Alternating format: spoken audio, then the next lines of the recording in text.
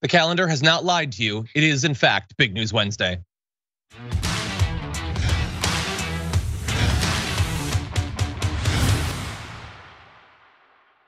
And for that reason, Jayar Jackson's back. Jayar, how's it going? It's going, brother. I'm a little bit more awake today. I think it's the economy-sized coffee mug I've snatched. I did 2 pours of coffee into this, by the way. I'm not even that much of a coffee drinker, I gotta be honest. And number 2, this stuff doesn't keep you awake. No.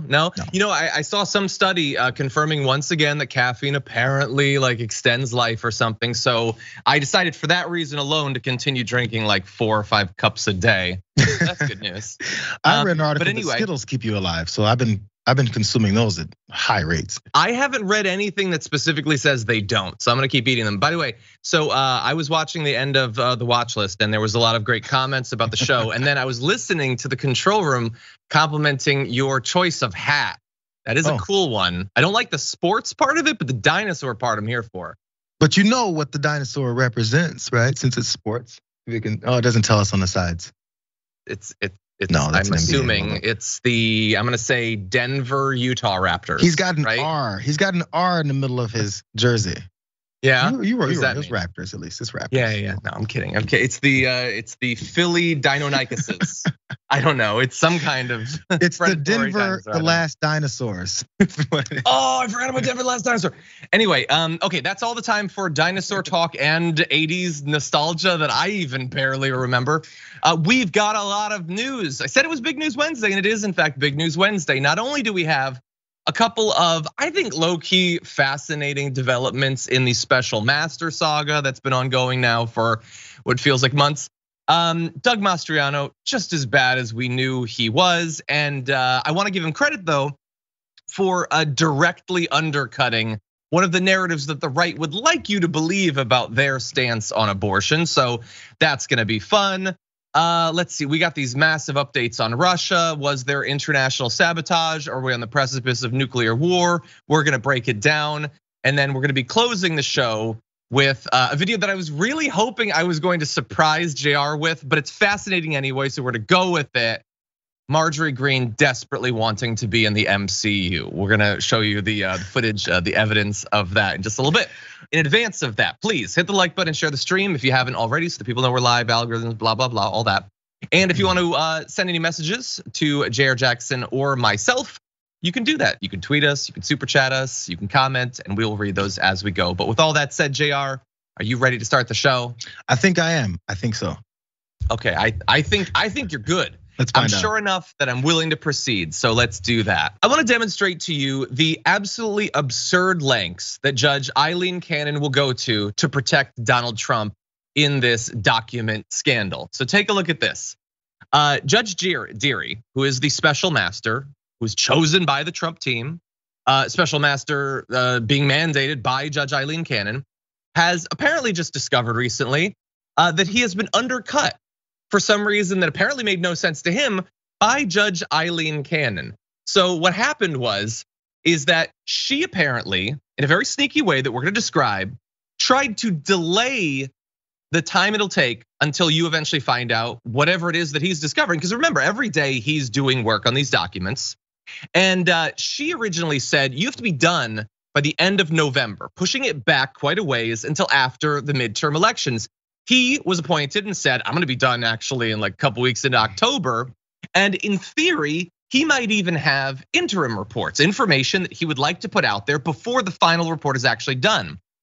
She tried to stop him from doing that, and I wanna give you the details. So he sent this thing to her, this is documented, you can find the actual text if you want, but in it, he respectfully argued that an order that she had done that curtailed his authority to submit reports should be overturned, and in fact, it was overturned. Now, the way that this worked was, you might recall, Judge Eileen Cannon initially, before Raymond Deary was the special master, stopped the DOJ from analyzing the documents. So they had seized the documents back from Trump, they'd recovered them, and they were looking through them. She stopped that, okay. So that was appealed to the 11th Circuit, okay? The 11th Circuit decided, no, they can look at these documents. So because of that, Eileen Cannon needed to amend the order that she'd already put out so that the DOJ would now be able to look at those documents again. So she did. She decided when she did that to strike a portion that allowed for Raymond Dearie to put out interim reports. Why? What does the one have to do with the other? Absolutely nothing, except that a couple of things have changed since she initially wrote that. Remember, when she initially wrote up this report saying Trump's team wants a special master, she obviously wants whatever Trump wants. She wrote it up. She didn't know who the special master was gonna be. She didn't know what approach the special master would have to this investigation. She only had this construct that she had created, that she's gonna stop the DOJ from investigating it. She's going to allow Trump's team / the DOJ to choose someone, and they can look into it over the next few months, putting it off for some time until maybe people actually forget about this thing. Instead, what happened was the person that the Trump team picked was Raymond Dearie, that they thought might be some sort of critic of the FBI or whatever.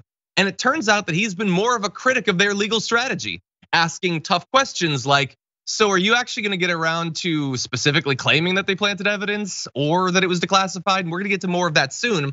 And that hasn't looked good for the Trump team. And by proxy, it doesn't look good for Aileen Cannon. So perhaps as a last chance bid to get him to delay what seems like the inevitable when it comes to this, she tried to block him from doing these interim reports. So he sent this message to her saying like, they didn't request that you do that in the 11th Circuit. Could you resume that?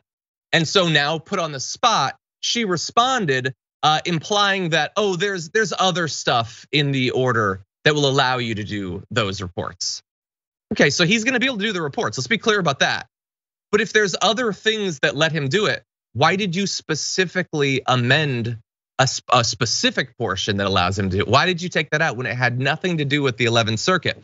So I understand that for many of you, this is probably going to be like very inside baseball or whatever. And in comparison to the larger crimes that have been committed, maybe it doesn't seem that significant.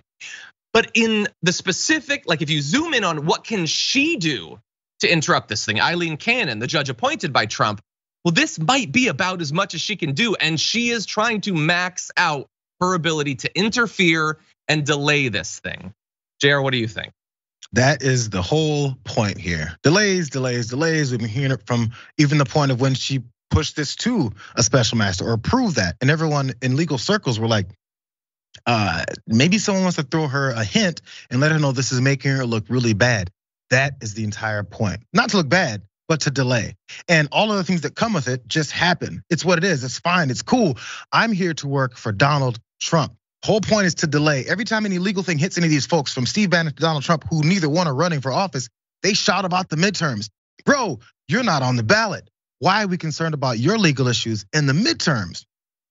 This judge apparently cares about that as well. So when you see the actions and the activity that goes into all these moves to try and delay and make sure every step of the way, this is a new hurdle in the way of this, it's obvious that the whole point is to protect Donald Trump. This is a judge. This also illustrates the reasons why when Donald Trump was in office and that one judge ruled against him, he goes, well, he's Mexican or Latino or something. Of course he's gonna rule against me. This is his thought process with judges. He's always said it. I get to appoint my judges, and once I appoint my judges, they work for me. He thinks judges work for the person who appointed them. Not that, oh, maybe they have particular leanings because this guy who appointed them likes the way they think or they likes their judicial approach to the law. All that stuff doesn't mean anything. All that just means is she is my appointed judge who's there to do what I tell her to do. Even when you're not in office, even when you're faced with all these types of charges. And finally, I'm glad people are starting to point out and see these holes in her argument that continue and continue. At what point are we gonna finally say everything about her is a big red flag? Everything. Yeah, and when is she, in theory, gonna recuse herself from continuing to rule on it? Like I mean, this is not the first time that she's shown that she's incredibly biased, and she really does see herself as only there to serve the Trump team. And by the way, well, I get predictions wrong all the time. Let's keep that clear. But I don't think she's recusing herself. That would be my prediction. And by the way, if you see either this specific update or the topic in general to be like, maybe you partially agree with Trump that it shouldn't serve as a distraction from the midterms. I get it. I personally think that we can walk and chew gum at the same time. But we should also identify when the justice system is delivering something that is miles away from justice. What are we distracting from? What's happening in the midterms that's distracting? Well, I mean, look, there are other issues. Voting? What am I distracted by? I'm standing in line. I'm putting my vote in the mailbox. So if I hear about what's going on with Trump, I go, oh, what's this piece of paper in my hand? I'm hearing Trump's name in the news. What does that have to do with me holding my piece of paper?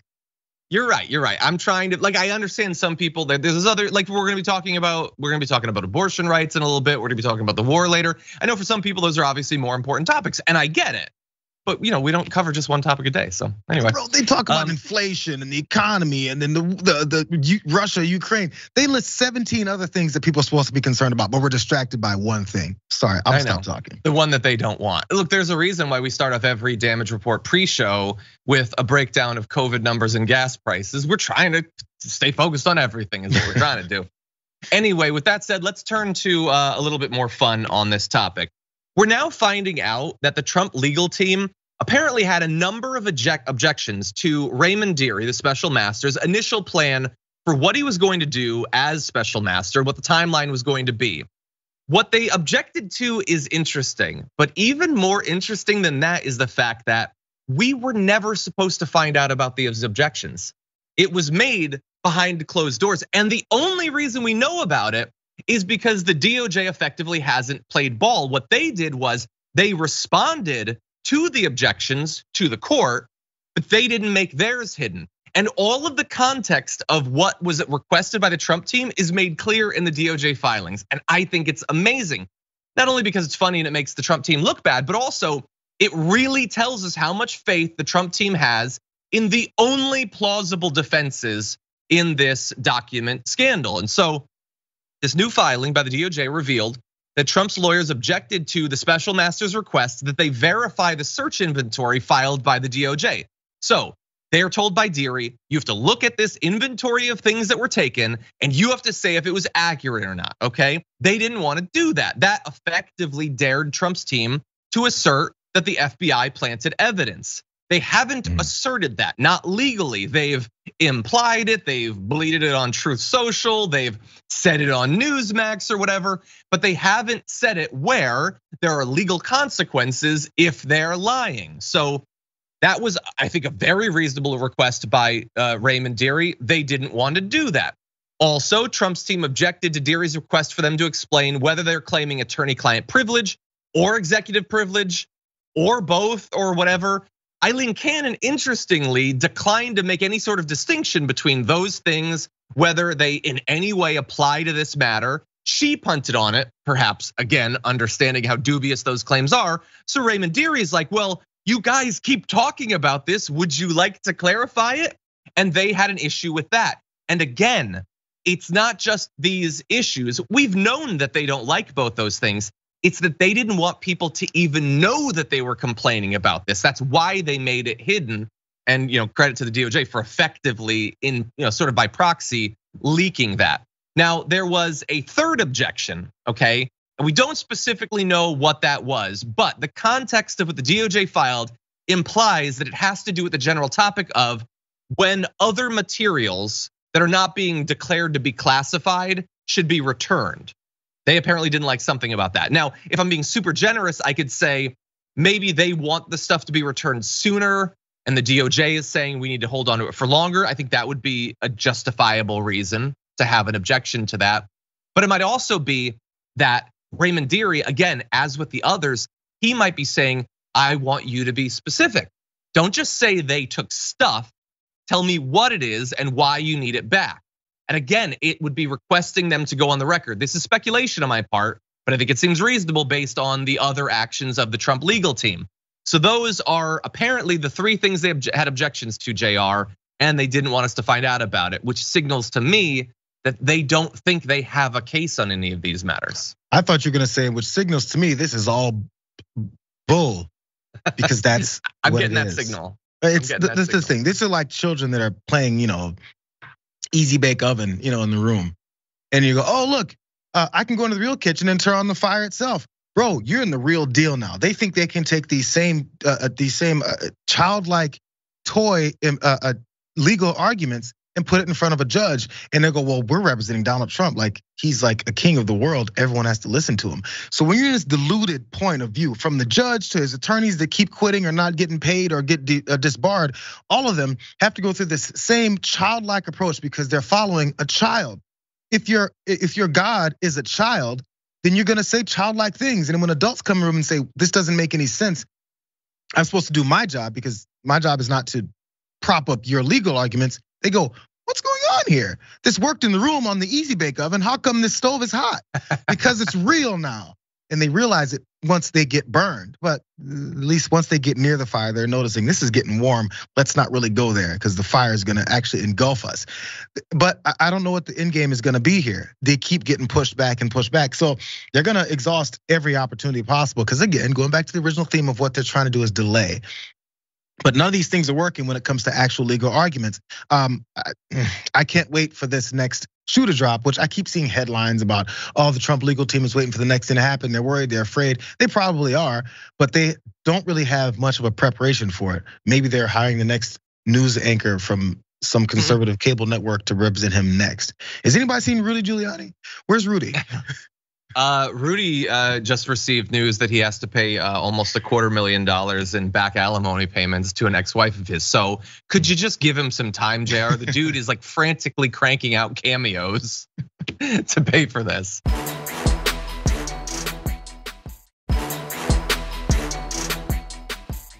Anyway, I want to give a little update on a Trump-related, but not specific to Trump, thing that a judge did that I think is important, especially looking forward. But let's set it up.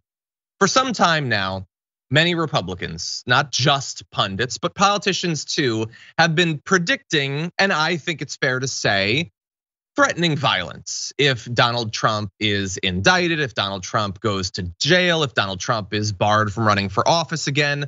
And I'm talking about some specific people you might remember. Senator Lindsey Graham drew criticism for predicting there would be, quote, riots in the streets if there's any charges against Trump by the DOJ. Trump himself, of course, has multiple times said variations of the temperature has to be brought down in the country. If it isn't, terrible things are gonna happen. And of course, he's done nothing to take down the temperature. And of course, he didn't say that if terrible things happen in the streets, that would be unacceptable. And he would immediately denounce any of his supporters who did that. I guess he was thinking it, but not saying it. In any event, that has now led a judge to comment on this commentary. This happened at the sentencing of a Capitol rioter. Judge Amy Berman Jackson rebuked these Republican leaders, including Lindsey Graham, saying they cagily predicting or even outright calling for violence in the streets if one of the multiple investigations doesn't go his way, with his being Trump. The judiciary has to make it clear, she goes on, it is not patriotism, it is not standing up for America to stand up for one man who knows full well that he lost instead of the Constitution he was trying to subvert. And look, I think that this is important, it's a good sign. But of course, what Judge Amy Berman Jackson says, few will hear. And of those, if they're MAGA people, they're not gonna care. This would only inspire them more. We're gonna get to the growing support specifically for lethal political violence in just a moment, Jayar. But it's good to at least note that, like, as we take these steps towards all-out fascism, there's at least some people in positions of power who seem to take it seriously. I worry that sometimes these types of statements, or even from a judge like this, is it's gonna get put in the sections of history where there was a few dissenters, you know what I mean? Which there was plenty, but then the ones that point out here, what is this leading to right now? It's a good, it's a good standard thing that's we can refer back to, that there was people who were pushing back on this guy, whatever it is that comes from this, or whatever kind of potential violence that they're plotting and expecting their followers to continue advancing. If that does happen that way, all we got is them kind of saying it. What's the actionable thing next? Because that's why people are so impatient with wondering when indictments are gonna come down, or wondering when the Department of Justice is finally gonna do something about this with all this evidence that everyone's seeing in front of their faces. Because there's plenty of Americans who don't have the time, energy, or concern to keep looking at every aspect of this, moving from next step to the next step to the next step. And I think these folks in the Trump circles know this. So, there's enough smoke screens and declarations and appearances on Sean Hannity's show and rallies that's what gets noticed. not these little nuanced things and changes back and forth and a special master versus then this one judge and then a third judge. People, man, they lose interest real fast on this stuff. So the only thing they see is the violence part. And hopefully there's an actionable response to that versus just saying, I object. Yeah, it seems like it would be a bad thing if people were killing their political opponents in the streets. I mean, look, that again, just saying that stands out. If there were other people saying it, I'd cover it. But yeah, and you made a great point. I share your concern about people moving on. I mean, what we have learned more than anything else since 2015 is there is nothing that cannot be normalized.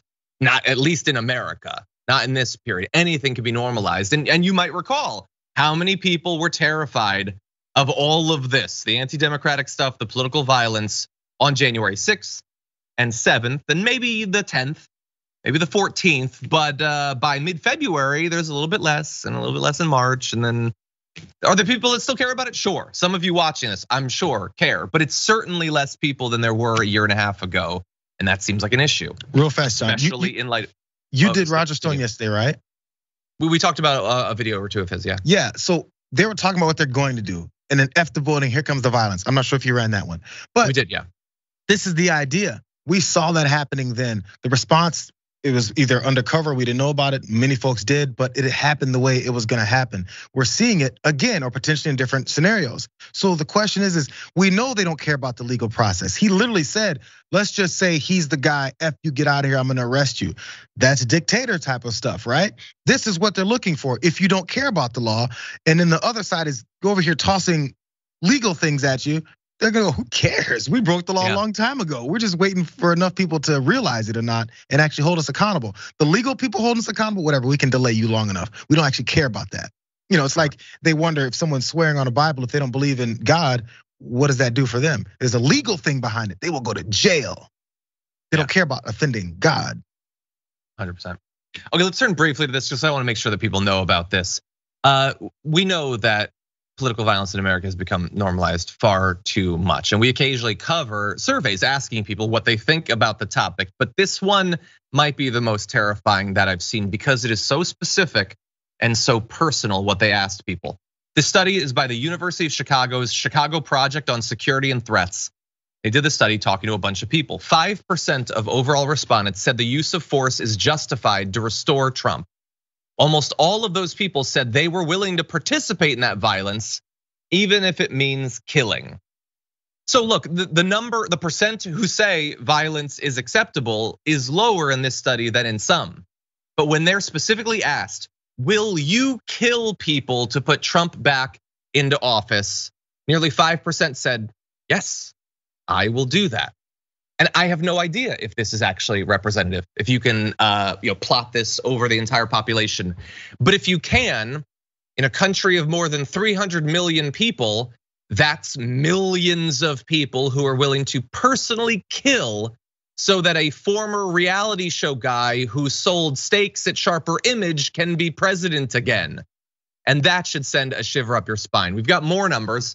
3% of respondents agree with the statement, quote, I would participate in the use of force to restore Donald Trump to the presidency, a number that went up once you made the statement more specific and said, even if some people are injured or killed, which that's bananas. I understand that there can be variation across these things, but the idea that the more specifically lethal and threatening you make it, you get a few more people to sign on than when it's vague, I guess. Independents were just as likely to espouse or promise participation in violence. They were nearly twice as likely to say the use of force is justified to prevent the prosecution of Donald Trump over the document specifically. 9% of them said that versus 5% of Republicans. 6% of Democrats agreed with that one. So there's crazy people all around, but there's even more independents than Republicans, which imply to me that you should always bear in mind, do not simply accept the never specifically stated definition of independence that the mainstream media would have you believe, okay? Independent and moderate does not mean what they imply that it means. Those independents who would kill for Trump are not just reasonable people who have a moderate stance on that and a moderate stance on that and some Republican views and some Democratic views. They're independent of the Republican Party, not because they're halfway between the two, but because they consider the Republican Party insufficiently insane at this point. That's my takeaway, JR. What do you think? It's a good thought process because I hadn't thought about that way because we do fall into that trap. If they're independent and they're independent thinkers and they're somewhere in the middle. Somewhere in the middle could be 5% away from the far right of the party. They're like, I'm an independent, or they don't want to have to deal with then someone saying, you're Republican, right? And then they know what's gonna come from that. So what do you believe in? This, and that? It absolves them from those discussions, but then allows them in their own brain, in their own voting processes, and apparently in their plans for violence, to also join those same folks that they disavow or say that they're not a part of. Now, one really quick thing. This is reasons why I think you'll have the propaganda of, look how big my crowd was. This rally was insane. And then you end up seeing it the places, 25% full. There's a lot of people who will bark and say, I'm willing to fight. Yeah, I'm gonna go and kill these people, F them. But then once the fight comes, they're running the other way because they're cowards. We already know that. Okay. But if enough of this pack of dogs is barking and charging, even the little chihuahuas will be running behind them too and be like, yes, I'm a part of it. This is January 6th, basically. You talk about how big the crowd is and everyone's rallied up to do this thing. It gets people who would say they do it actually ready to do it. If they only see 12 people doing it, they're like, forget that, I'm not dying for this guy. But they don't think they're gonna die. They think they're gonna kill.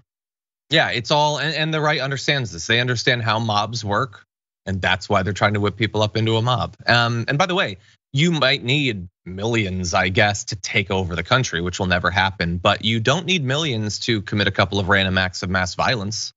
You only need a couple. And I don't know if it's 5 million people are willing to kill for Trump. I don't know if it's 3 million. I don't know if they're way off and it's 500,000.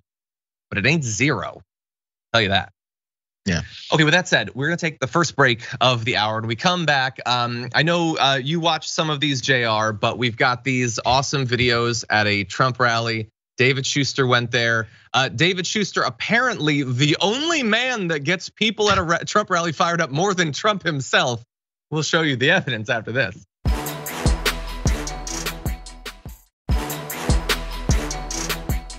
With all that said, we've got so much to get through in this block, so let's jump right into it, starting with this.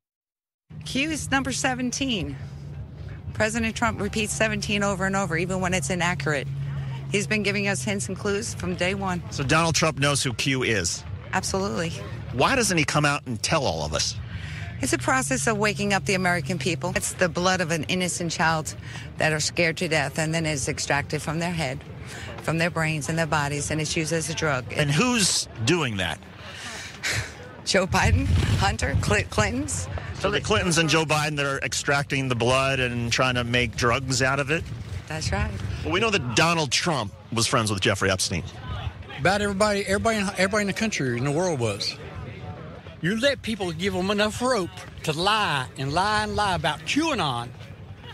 When all along, if they were smart enough to read the Q drops, they would find out all you had to do was ask, who is Q? You know who Q is. I don't know who Q is. I don't have my computer here to look at the QAnon drops, the Q drops. So can't you just tell me? Ask President Trump. Look at the Supreme Court. No, he's here to support. Well, the Supreme Court hasn't accepted any of these cases either. How do you know that? Because they have a docket and they list what cases they review and they issue their opinions. You choose to believe that, you can believe that, but I have alternative news and I find out differently. Alternative news. Find out, doing your research. We know what that means. Those are people that David Schuster did a great job interviewing outside of a Trump rally. Just excerpts from a number of awesome videos available at Rebel HQ. So go watch David's content there. They are full on, like they have brainworms. They're like, no, but it's important that you understand that when we talk about, like, we'll cover an article that shows some memes of Q that people are spreading. This is not just a thing that like a bot throws up on Twitter. These are specific people. These are the people standing in front of you at line at the grocery store. These are the people you drive past every day. These are your uncles, your nephews, probably not that young, but no, they really do believe this. And there is literally nothing you can do to get through to them. It doesn't matter how many years the QAnon thing has been going on. It doesn't matter that we already know that Ron Watkins apparently was QAnon, that he never knew anything. He was just making it up. They will not even consider the possibility that nothing specific was ever said in any of these Q drops. No predictions were ever actually accurately made. They were just vague assertions that Trump had everything in hand, that not even Trump bungling a pandemic and then losing the election along with dozens of court cases can get through to them, that maybe this guy doesn't actually have everything in hand. Maybe he doesn't know what's going on. He doesn't have a plan, but they believe it. And Trump, importantly, who has previously sort of given a wink and a nod to QAnon, he routinely bleats QAnon memes on True Social every single day. Lots of them. Really bad ones too. It's S-posting. They're horribly made. Graphic design is very much their passion. But he's spreading it constantly. Just Q on his chest. When we go all. Him cradling a baby, threatening violence against the Democrats. So Jayar, he is 100% encouraging this. And I don't know how we're supposed to save these people.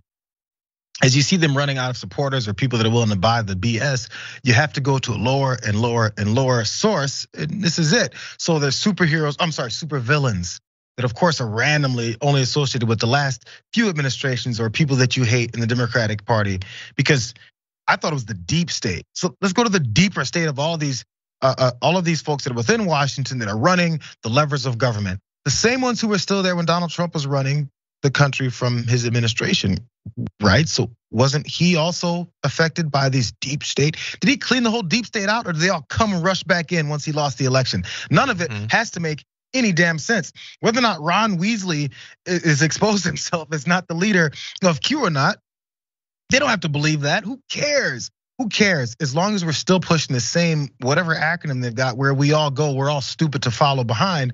That's the whole point. That's why that slogan means so much to them. Where we one go, we all do the same stupid stuff. That's the plan. That's all it takes. Man, this is way too easy of a takeover of a bunch of vulnerable, gullible people than you could imagine. It was fun while we watched it, but these are the people, as we just talked about a minute ago, that will then be asked, hey, therefore, where we all go, go. Are you willing to kill for this stupid belief system that you've got? And they go, yes, because we've got nothing else in this world. We've been depleted of all of our lives, our funds, our housing, anything like that. We're just desperate. Time to start going kill. You think that's not part of the plan? When it comes to causing chaos within the country and saying that those other guys are coming for you, this is the plan, man. Yeah, no, you're right. Depleted of money, depleted of adrenochrome from our brains because Joe Biden is drinking our brain fluid. No, seriously, this is what they like. There are, I don't know, 6,000, 7,000 people watching live right now. I defy you to come up with something crazier than Joe Biden is harvesting the hormones of babies as a drug. And if you can convince someone to accept that, you can convince them of anything. Or more importantly, you have convinced them that nothing matters, that facts don't matter, reality doesn't matter. You're on some Telegram group and you will believe literally anything they say, or anything Ron Watkins posts anonymously on 4chan or whatever. It's just whatever feels good to believe, you will believe. I hate Joe Biden because Tucker told me to. So I don't know, he's a Satanist, that feels good. He's a Satanist now. He's a pedophile. Feels good to think that the people I hate is pedophiles, because I don't want to have to actually think about like where our values might be different, where they might overlap, where our policies might differ and where they might overlap. That takes a lot of cognitive effort. Believing that everyone I disagree with is a satanic pedophile who drinks baby girls' hormones, that's easy.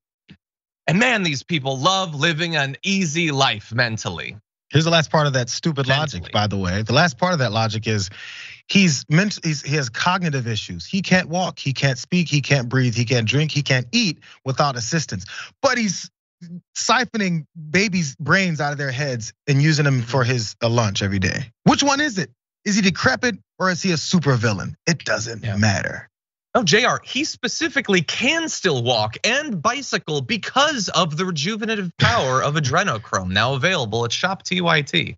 I'm kidding, you can't get hormones at Shop TYT. You can get the limited edition Join the Thunder t-shirt though, available, I believe only this week. So get it while you can. John, that was smooth. Anyway, like that. I'm trying to get a little bit better at that. Okay, QAnon wasn't the only thing that was discussed at this rally, although it popped up constantly. This is one of the most fascinating videos I've seen in a long time. Take a look at this. Trump is the first guy that was a businessman. He was not a politician, right? And he's getting a lawsuit against him. Oh, whatever. I love this guy. Oh my God, he is so cute. If Donald Trump does not run, DeSantis will. So tell me, you like DeSantis? I don't like any You know what I'm saying? You don't like I'm any- not that Donald Trump supports, so you'll vote for them. Right. What do you think? What do you think? Okay, hello everybody. Hello. Hello. Can I interview your friend now? We're on Facebook. Hello, Facebook. Nice to be on your Facebook. What's your name again? It's Rose. All right. So, Rose, what are you looking for today? I am looking to support the Patriots. I don't know. Patriots. Drive the hog. You drive a hog? She's badass. Yeah. I love you, dude. What's your name? I'm David. David. Yeah. From Connecticut. Connecticut. Whoa.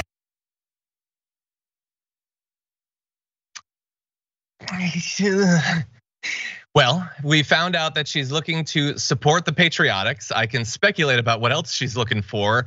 I don't like people talking about hogs in the middle of that conversation. I do love that video in every way but one. And that is that the camera person needs to circle around, because I gotta see how bad David Schuster is blushing during this whole thing. Like, how are you gonna let him hide his face? He must have been beat red.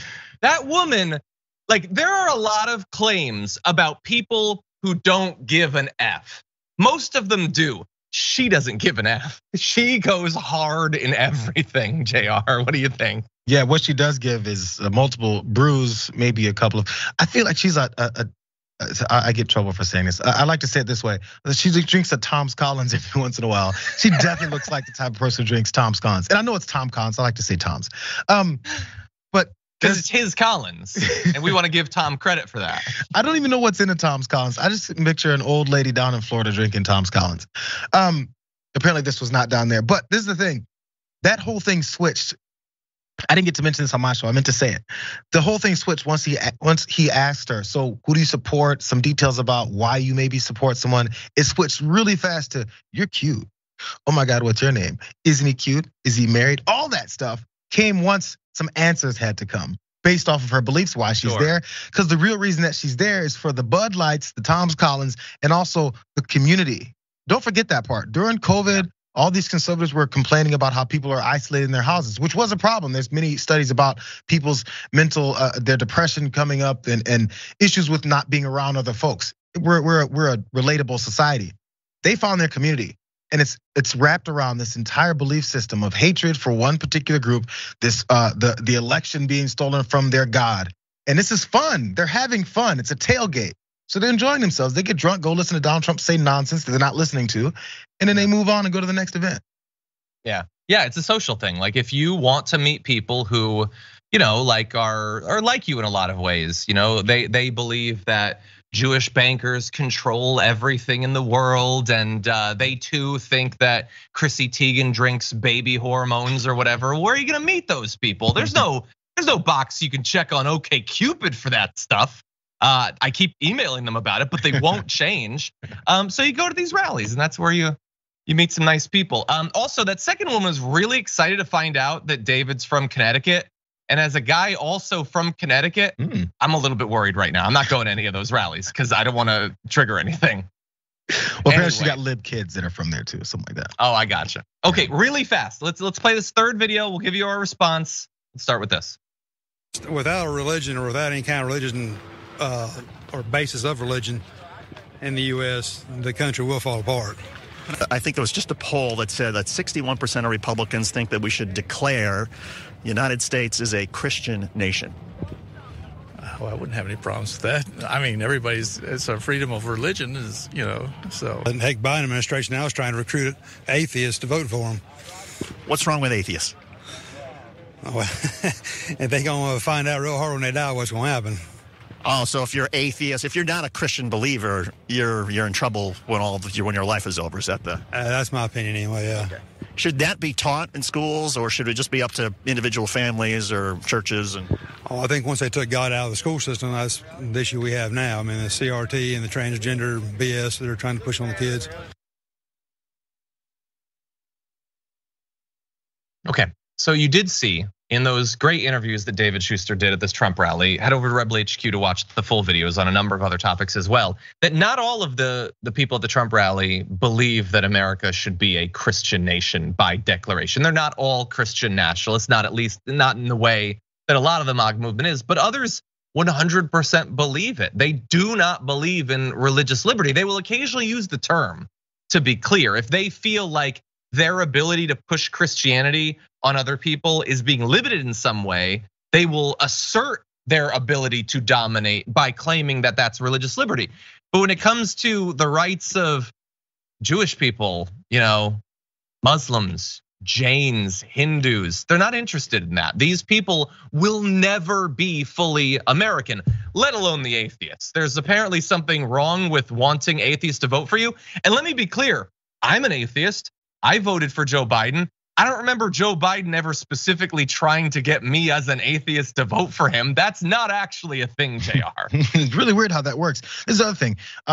Your belief system is that, you're a Christian, Jesus saves, you're going to heaven for believing in him. I'm willing to bet that a significant percentage of people don't even realize that. But if then the atheists are going to that bad place once it's all over and done with, shouldn't you be comfortable? Shouldn't we not have to worry about what they're doing here? Why would we care what they're saying to their kids? Why would we care what they're saying to our kids? Our kids are protected by God, the all-powerful being that we believe in. What is the fear about? Why are you fighting? God is gonna take care of it, right? That's what's taught, right? God is gonna take care of it. Why are we still concerned about it? They're going to that bad place that we don't have to see and deal with these people ever again. Take comfort in it. Go live your lives, be happy, and stop fighting. What are we fighting for? The fight has already been won by Jesus. What are you still fighting for? It's not about that at all. They don't care about someone going to hell. They don't care about this post-life debacle that they see coming. They care about right now. This is what they care about. They don't really believe in the things that they're even talking about. It's a way to say, I'm righteous, I'm better than you. There's a supremacy issue with these folks. Whether it's white supremacy, male supremacy, or your Christian supremacy, it's always about how much better they are than someone else. And I can't wait to kill you for me being better. Yeah, it's really weird how that works.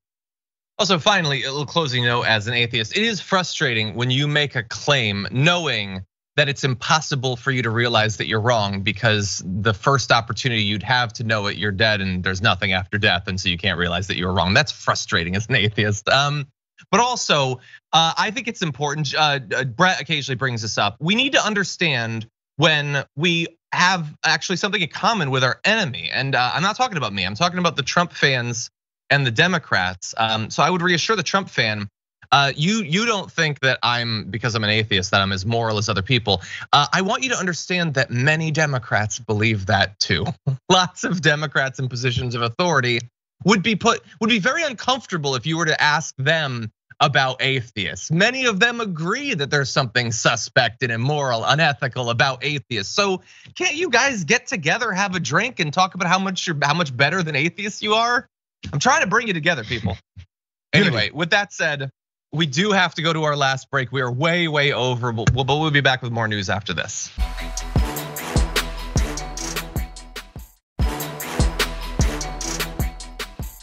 Okay, let's see. Pixelated Bunny says, in my D&D campaign, I play a bard. I polymorph our tank into a Tyrannosaurus Rex, then the artificer enlarges it. That's a great combo. I'm gonna have to work on that. Anyway, with that said, we're at very low time. Let's jump directly into this. Would that woman who decided to have an abortion, which would be considered an illegal abortion, be charged with murder? Okay, let's go back to the basic question there. Is that a human being? Is that a little boy or girl? If it is, it deserves equal protection under the law. So you're saying yes? Yes, I am. That is Doug Mastriano, who the Republicans have chosen to be their nominee to be the next governor of Pennsylvania. And I want to give him credit for being honest about what he believes and about the implications of what he believes, because he is pro-life. Not actually pro-life, but that's what they call themselves. And they believe that abortion is wrong, that you are killing a person. And if you believe that, and if you believe in capital punishment, the overlap there being basically a perfect circle, if you believe that you should be killed if you commit murder, if you believe that ending a pregnancy is murder, then yes, you think there should be consequences and the woman should be charged. And so I will give him credit on actually admitting that. I will give him credit on literally nothing else, because that is a barbaric way to live your life, a barbaric thing to propose you do to someone. That a woman choosing to exercise control over her own body, exercising the rights that she's had for more than a half a century, guaranteed by the Supreme Court, should be locked up for the rest of her life or killed by the state. That is an insane thing to say. But credit on the honesty, because a lot of them honestly do believe this. If they don't, then they have deluded ideas about the attachment between different policies and values. But many of them do, and they find it inconvenient that you should understand what it is that they believe. Occasionally, they're honest, especially with someone as crazy as Mastriano. And so, Jayar, I'm just glad that he's a candidate for this one reason, because he makes it so difficult for the other right wingers to hide what they really want the next steps after the death of Roe to be. Yeah, both him and Lindsey Graham, they're actually giving the real principles of the party, the things that they're trying to avoid having people hear them say. But yeah, no, this is the whole thing. And by the way, if this is the number one thing, hey, we're going after baby killers. There's Republicans, there's conservatives, there's elected officials that have participated in the killing of babies in the same way. Do we think that it's never happened? Let's go back and to look at all their records. Let's look at people's medical records, because the number one thing here is to make sure that we protect babies, not just the ones that of political people that you dislike, but also people that you agree with. Let's uncover those wolves in sheep's clothing, those Republicans that participated in the same right. Let's go ahead and pull off the veil. All the men that impregnated women that believed in the same things Mastriano says he believes in, let's get them too. Let's get everybody. Why should we just have it based off of one little thing? This is about the children. Let's look into everyone's medical records and get all of them then. I have a feeling they won't do that part. 100%, yeah. If you've ever paid for a mistress of yours to have an abortion, you just hired a hitman. That's what you do. According to your logic, you should spend the rest of your life in jail, if not be executed. Following your logic. Anyway, do we have more than 3 minutes? Do we have a few minutes to potentially talk about? No, we don't. We have 2 minutes. Okay, then we'll talk a little bit more. So importantly, this is Pennsylvania, which I looked it up. Do you know what they have in Pennsylvania? They still have the death penalty. Now, it is true that they have not actually used it, but it's on the books. Now, it's true that Mastriano says that he couldn't rule by fiat, and that is true. He could not unilaterally, as governor, make it a capital offense for someone to end their pregnancy. But he wants to be the leader in the state there. This is the sort of candidate that is being elected. And so you need to understand the two roads that they're traveling down when it comes to this policy. There is what they'll admit that they believe, and there's what they'll actually work towards. So when they spend decades and decades trying to kill Roe, and then the second Roe is killed, they're like, well, that's all we wanted. We didn't want anything else. We're not extremists or whatever. You get to decide if you believe that. That whole organizations, whole candidacies that have been based on this topic, that they're gonna be satisfied right now. No, every single one of them that enters a position of power is another person that's gonna be a vote to strip these rights away even further. But don't forget. Sorry, go. No, I was gonna say, what comes after it being illegal is, because these people, that's all politics has been to them.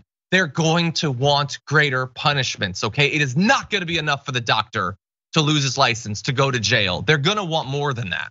And again, not because they believe in it, but because this is political expediency. They can look like higher than thou. I'm better than you. I'm following my God, and therefore I'm still superior to you. And therefore you should vote for me because I'm gonna carry out those superior beliefs. Who cares if we practice it? I just have to look like I'm a better person than you. But in reality, because of the hypocrisy, you're much, much worse.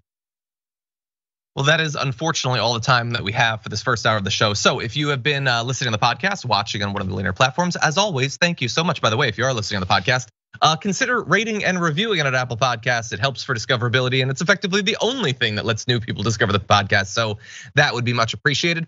However, if you are listening on Twitch or on YouTube, the members app, a bunch of other platforms, we've got a lot more to talk about, including a rare moment of honesty from Matt Gaetz. We've got these crazy updates on what's going on with Russia and Ukraine and potential acts of sabotage nearby, and more besides. So don't go anywhere. Jayar and I will be back after this.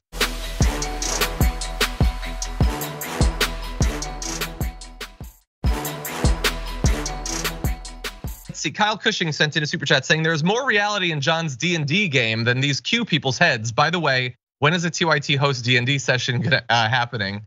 That would be great. I really do plan on it happening at some point. I also agree. Last night in my D&D campaign, I turned into a Tyrannosaurus Rex, and I have a better grasp on reality than the woman with her thoughts about kid hormones being drunk.